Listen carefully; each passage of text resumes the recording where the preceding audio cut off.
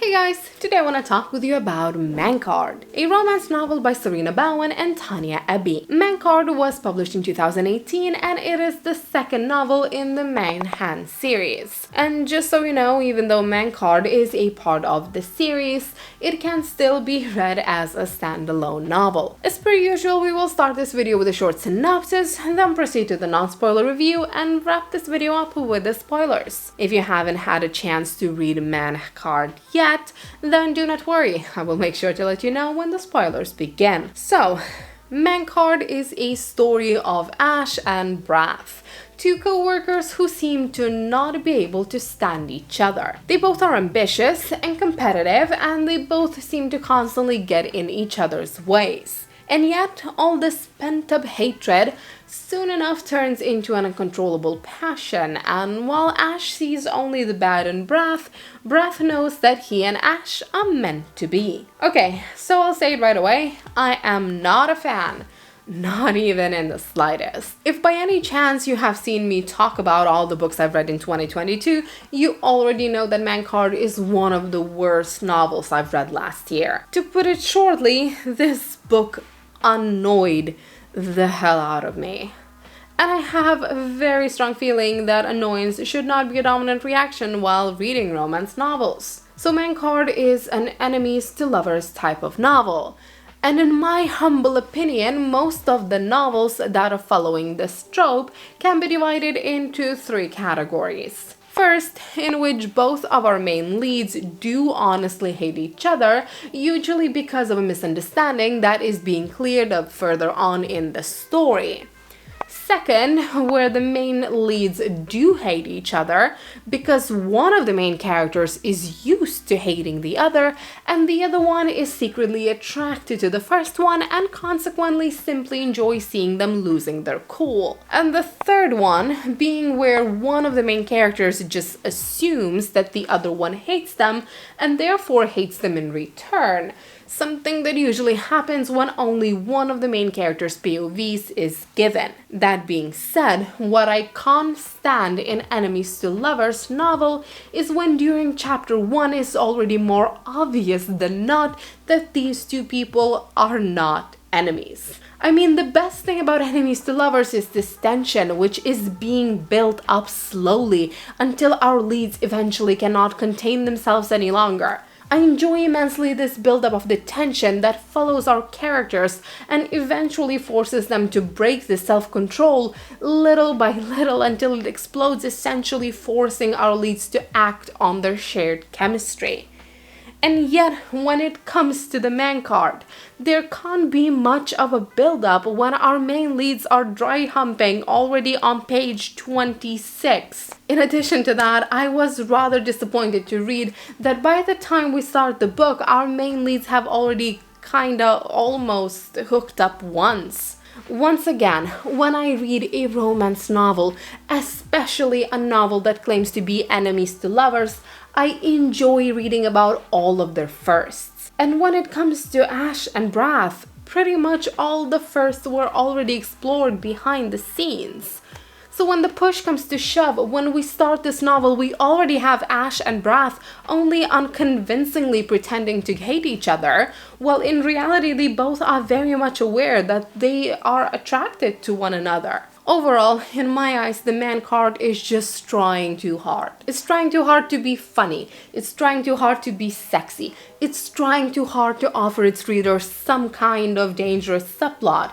And none of it feels remotely genuine. And honestly, almost every paragraph in the novel contains a very heavily handled sexual innuendo. And constantly talking about sex doesn't make the book sexy. Honestly, all through the book, I felt that if I will need to read just one more time about Ash nipples getting hard anytime Brath is anywhere in her vicinity, I will scream. And if you think that I'm exaggerating, just listen to this very real quote. "How do you like my balls?" Bren asks me. She's referring to a new recipe for deep-fried blue cheese nuggets. I swear they cause spontaneous orgasms whenever I pop one into my mouth. Then again, it's pretty much what happens whenever I pop any kind of ball in my mouth.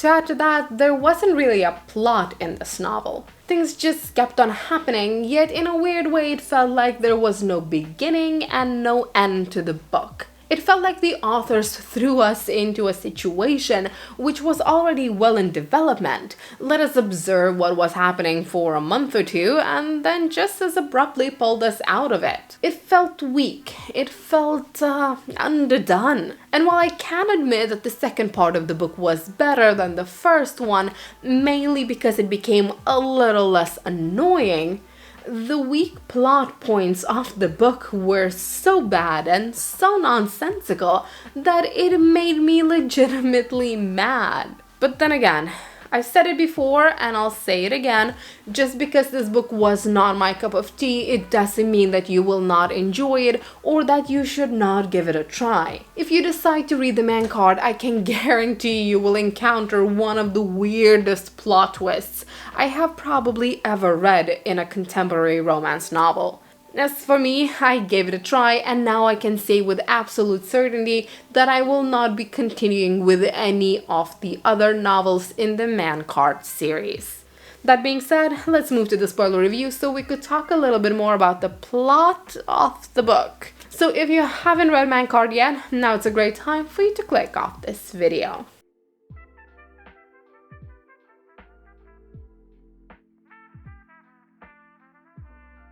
Now, when it comes to romance novels, I can easily deal with the plot being somewhat predictable, or cliched even, as long as there's a strong chemistry between the leads, which is so enjoyable to follow that you forget that the plot is all over the place. Yet unfortunately, I can't say that Man Card has a good love story either.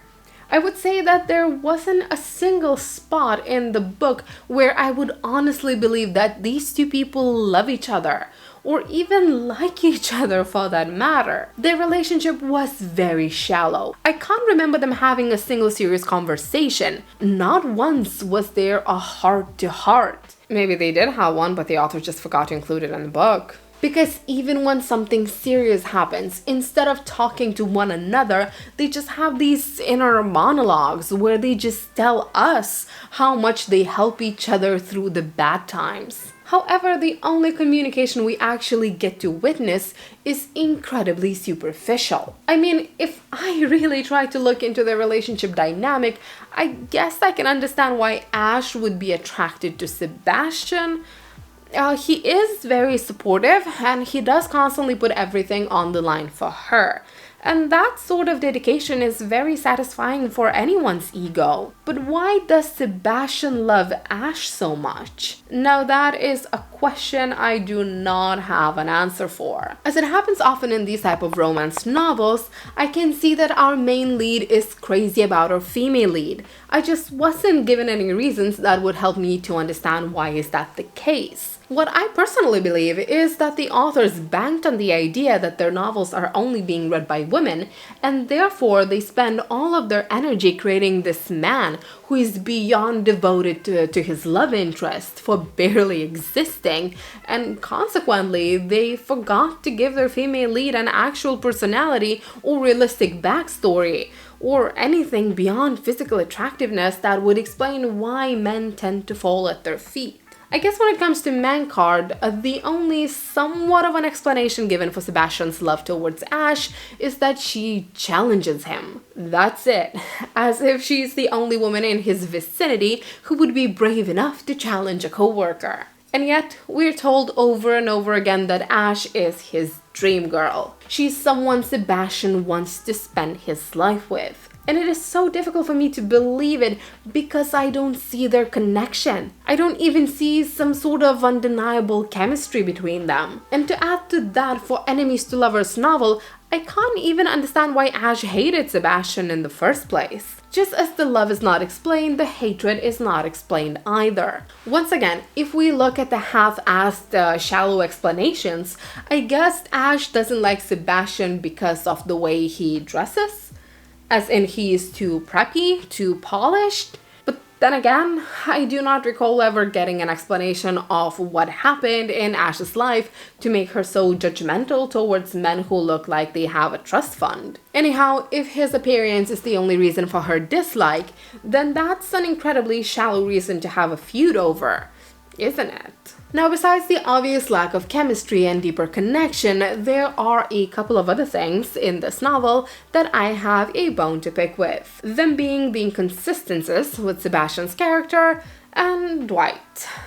Let's start with Sebastian. So we have this woke man. The whole premise of the book is based on just how sure of his masculinity Sebastian is, how open-minded he is, how attentive he is. He's so sure of how to behave around women, how to communicate with women in the least toxic ways possible, how to embrace his own feminine side and let it shine. He's so 21st century and so secure of himself that he actively goes around preaching against toxic masculinity. In my eyes, he's a reincarnation of Timothée Chalamet in a written form. And yet, when push comes to shove and he realizes that Ash's parents lost all of their savings due to the mistakes his parents made, he instantly turns into an old-school romance novel macho man and decides to not communicate about any of that with Ash and fix the situation, aka make all of the decisions for her. So let's look at this together.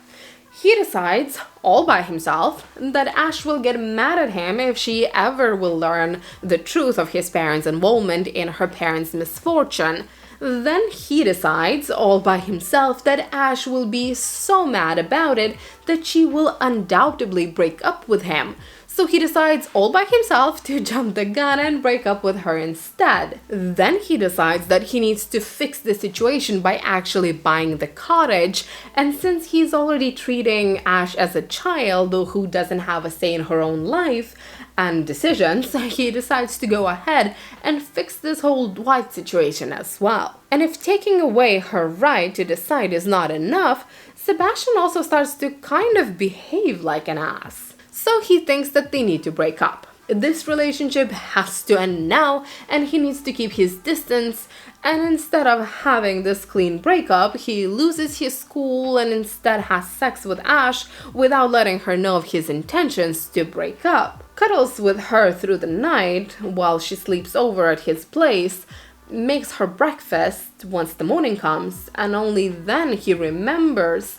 that he's supposed to be breaking up with her and starts giving her a cold shoulder without any actual explanation. Now that's just a douche behavior. If you made a decision, then at least stick to it. Don't lead your partner on for your own benefit. To put it shortly, I found it hypocritical that the man card presented to me this amazing, thoughtful, feminist guy to just let him fall into the same traps any other, much less woke male lead would have fallen in, just to fulfill this obligatory separation act before the end of the book. And when it comes to Dwight, that plotline is just ridiculously bad. I mean, the first time Dwight was introduced in the story, I got actually excited because I assumed that he will be the reason for the main conflict, as well as that this whole ex-husband stalker situation will add depth to the story. If anything, I hoped that Dwight being in the story will give us the opportunity to explore how the mistakes Ash made when she was young ended up influencing her character and relationships in the long run. Overall, him being back into her life just opened up so many possibilities of where the story could take us. And yet, not in a million years, I could have guessed this plot twist the authors of the man card decided to present us with. So, Sarina Bowen and Tanya Abbey wants me to believe that Dwight came back into Ash's life. He decided to stalk her new boyfriend, and consequently break into Sebastian's apartment in order to put up a security/spy camera, just so he would be able to see the date of his own and Ash's wedding that is tattooed on her ass. That honestly left me speechless. How in the world that is the easiest way for Dwight to figure out the date of his own wedding? Now, correct me if I'm wrong, but I think that the book is set in the United States of America, and just from the very minimal research I've done, I can see that all you need to do in order to get the copy of your marriage certificate, even after you got divorced, is to contact the state or the county you got married in, pay a small fee, and provide the clerk office with some very basic information. Now, that sounds much easier than stalking, breaking in, and trying to spy a tiny tattoo that's placed on someone's ass through a shitty quality security camera. Make it make sense, Mankard. Lastly, I have to repeat myself and point out that this book talks a lot about sex. The amount of innuendos and the amount of inner monologues that are just our leads thinking about sex is borderline ridiculous. At the same time, weirdly enough, there wasn't that much of the actual explicit content. Not that large amounts of smut is needed, but just like the authors failed to show to me the emotional connection between Ash and Sebastian, they also failed to show the physical connection too. And that just has to be the biggest problem I have with this book. There's plenty of telling and very little of showing. But that's just my opinion. What about yours?